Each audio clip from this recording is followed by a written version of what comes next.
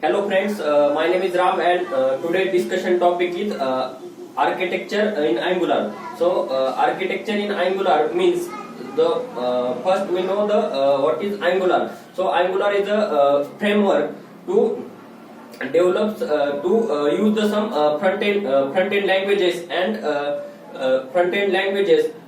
to develop the single page application. So Angular in the Angular we can use some modules, components, modules and component. So component is nothing but like class, and module is nothing but like a package. So in module means we can grouping the all component into a single unit. That's nothing but a module. Because in module we can binding some all the components, or there are four main component file in Angular, that is app.component, CSS, app.component, HTML, app.component, TS, and app.component, spec. These are the four components. So in that app.component HTML we can write some structural part, or it's a template, and in CSS is some use some coloring, or for style purpose we can use the CSS component, and TS file we can use some logical part, or some main logical part write in TS file, and spec file is for testing purpose. That's four components. In we can generate any component by using command line interface. We can generate these four files, and now the flow of program is flow of program. So first module, ng module is a root module for root module, and first component is also a root module, because in first component we can root module, then we can call the different component, but first component is a root component, and another is a how to show the browser data in Angular. For example, there are two main files, that is HTML and CSS. So I can write in any HTML data, that reflection is done. We can use some data binding. So in property binding and event binding, these are the some related to property binding. In property binding there are two one-way property binding and two-way property binding. In one-way property binding we can there are three types.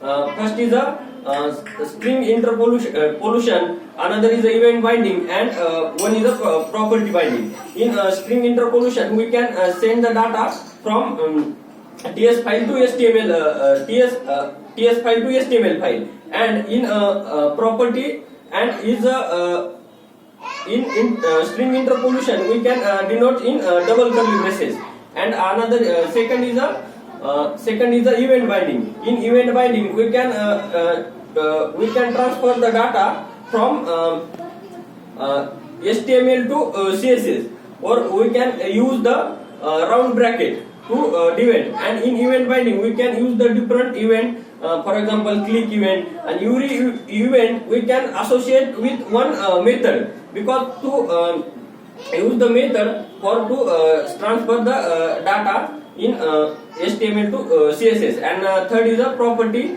binding. In property binding we can transfer the data from TS to HTML, and in property binding is to show the some data. And another is a two-way binding. Two-way binding means we can reflection in both sides. Your data is transferred by using ng module. So we introduce the ng module concept. In ng module is present in form module.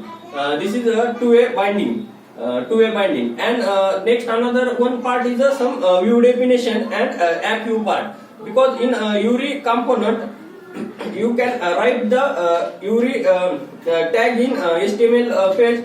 We can register, or we can copy all this information in view definition part. In view definition part all information are stored in a view definition, and in app view we can three main component to instance, node and node. In instance we can create the object of this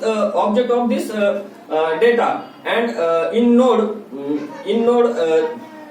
we can create the object this part and show the DOM. That means document object model to show the in browser your data, and the last one is the view part. So this is the architecture of Angular. Thank you.